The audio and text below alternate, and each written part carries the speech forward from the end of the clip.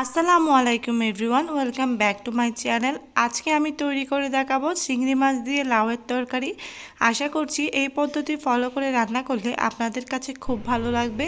তো চলুন আর দেরি না করে রেসিপিটা দেখে নেই।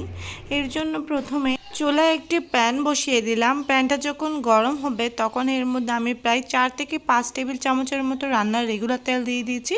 এবার তেলটা গরম করে এর মধ্যে একটা মিডিয়াম সাইজের পেঁয়াজ কুচি দিয়ে দিলাম, সেই সাথে কাঁচামরিচ এভাবে ফালি করে আমি 4 পিসের মতো দিয়ে দিয়েছি। এবার এটা একটুখানি ভেজে নেব, খুব বেশি ভাজবো না, হালকা সফট হলেই হবে। এরপর আমি এর মধ্যে দিয়ে দিচ্ছি 1 চা চামচ পরিমাণের রসুন বাটা। এবার এই রসুনটাও কয়েক সেকেন্ড ভেজে নেব।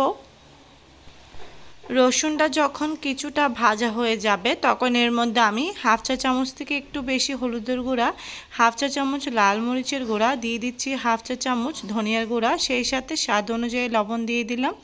এবার এই মশলাগুলো একটুখানি তেলের মধ্যে মিশিয়ে নিব জাস্ট কয়েক সেকেন্ড। তারপর এর মধ্যে আমি কিছুটা পানি দিয়ে দিব আর এই মশলাটা আমি খুব ভালো করে কষিয়ে নিব যতক্ষণ না পর্যন্ত তেলটা উপরে উঠে এসে।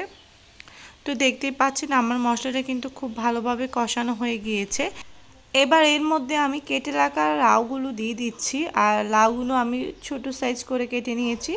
আপনারা চাইলে আপনাদের পছন্দ অনুযায়ী যে কোনো সাইজ করে কেটে নিতে পারেন। সব কিছু একসাথে মশলার সাথে খুব ভালো করে মিশিয়ে নিচ্ছি। যখন এটা মেশানো হয়ে যাবে তখন এখানে আমি ঢাকনা দিয়ে এখানে 5 থেকে 6 মিনিট পর্যন্ত এই লাউটা কষিয়ে নেব।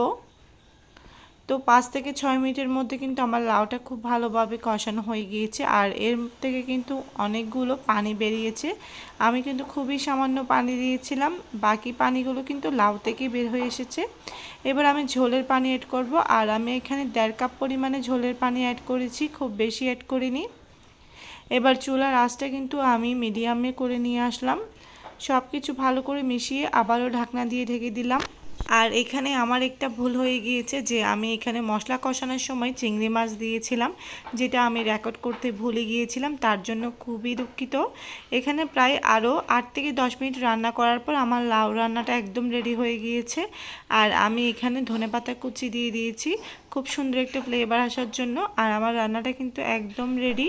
রান্নাতে লবণ একটু কম হয়েছিল, তাই লবণের পরিমাণটা বুঝে আবার লবণ দিয়ে দিলাম। সব কিছু তো একসাথে খুব ভালো করে মিশিয়ে আবারও ঢাকনা দিয়ে জাস্ট আমি 1 মিনিটের মতো রান্না করে নেব। তো 1 মিনিট পর ফিরে এলাম, আমার রান্নাটা কিন্তু অলমোস্ট কমপ্লিট। আশা করছি আমার আজকের রেসিপি আপনাদের কাছে খুব ভালো লেগেছে। রেসিপিটা যদি ভালো লেগে থাকে please like, share and comment করতে ভুলবেন না। সবাই ভালো থাকবেন। আল্লাহ হাফেজ।